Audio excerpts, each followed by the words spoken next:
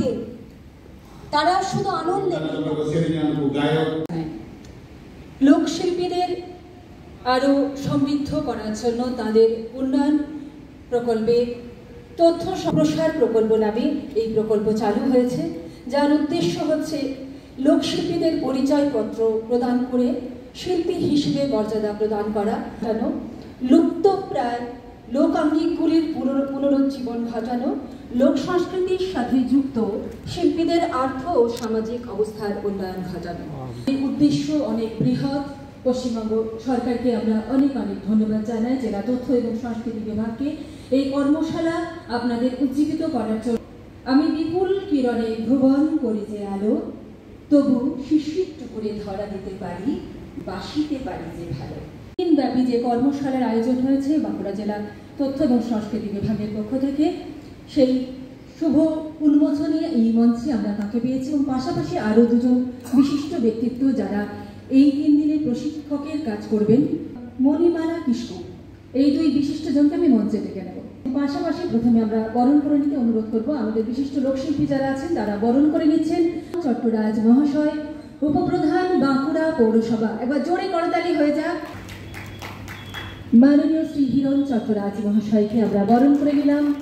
উত্তরীয় পরিয়ে পুষ্পস্তবক এবং স্মারক সম্মান দিয়ে আজকের এই শুভ উদ্বোধন 3 দিন ব্যাপী যে কর্মশালা মাননীয় মুখ্যমন্ত্রী মমতা বন্দ্যোপাধ্যায়ের উদ্যোগে এবং দুই বিশিষ্ট প্রশিক্ষক, সেই উদ্দেশ্য নিয়ে পশ্চিমবঙ্গ সরকারের এই বিশেষ উদ্যোগ। আমরা সেই উদ্যোগের প্রথম দিনে আমাদের প্রশিক্ষককে পেয়ে গেছি মঞ্চে।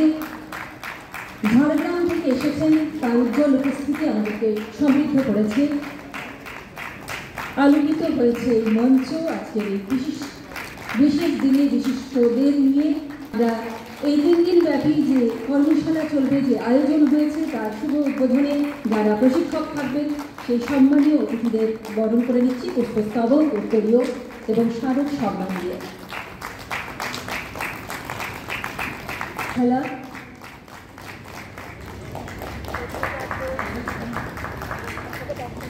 এই মঞ্চ আলোকিত হয়েছে আপনাদের উজ্জ্বল উপস্থিতিতে। মাননীয় মুখ্যমন্ত্রী আমাদের চামৃদ্ধি, আমার আন্তরিক শুভেচ্ছা, অভিনন্দন, ধন্যবাদ, কৃতজ্ঞতা। আমাদের সঞ্চালিকা শুভ উদ্বোধন মঞ্চে উপবিষ্ট রয়েছে আমাদের লোকশিল্পীদের সাথে তাপস ব্যানার্জি মহাশয়।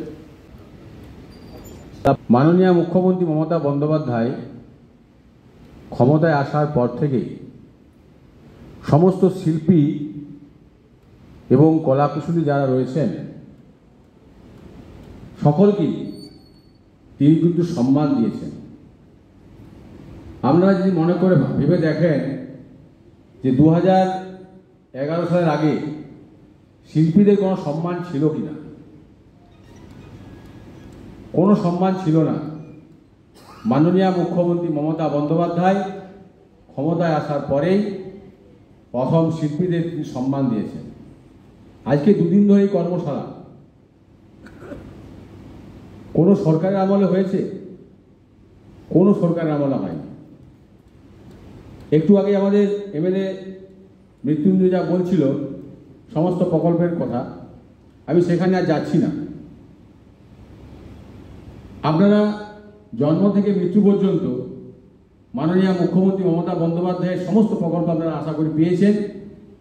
সর্বোপরি যেটা বিশ্বের সেরা এখনো পর্যন্ত হয়েছে আমাদের কন্যাশ্রী। আজকে মেয়েরা সম্মান পেয়েছে, মায়েরা সম্মান পেয়েছে, মায়েদেরকে সব জায়গায় সম্মান দিয়েছে। আজকে আমাদের বাঁকুড়া পৌরসভায় কিছু পার্ক আছে, সে পার্কে ছেলেদেরকে লাগানো হয়নি। মাননীয় মুখ্যমন্ত্রী মমতা বন্দ্যোপাধ্যায় বলেছেন যে মেয়েরা যারা গোষ্ঠী করে সেই গোষ্ঠীর মেয়েরা আমাদের বিভিন্ন পার্কে কাজ করবে।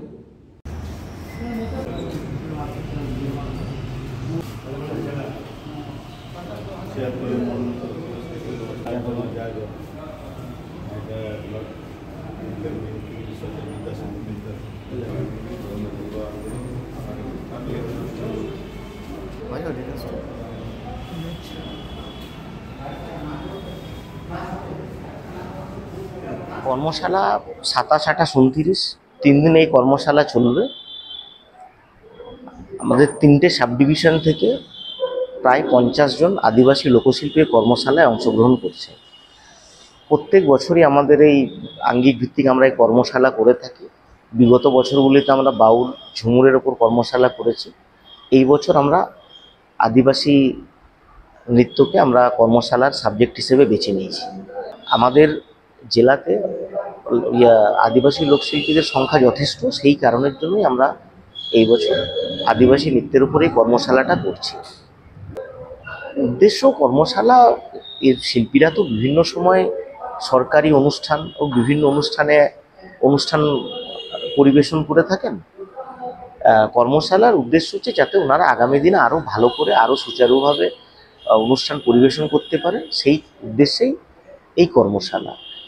এর পাশাপাশি বিভিন্ন আমাদের সব বর্তমান সরকারের যে বিভিন্ন প্রকল্পগুলো চলছে, প্রকল্প বিষয়েও আধিকারিকরা এবং সেই নির্দিষ্ট দপ্তরের প্রতিনিধিরা আলোচনা করবেন প্রকল্পগুলি সম্পর্কে, যাতে লোকশিল্পীরা আগামী দিনে উপকৃত হন।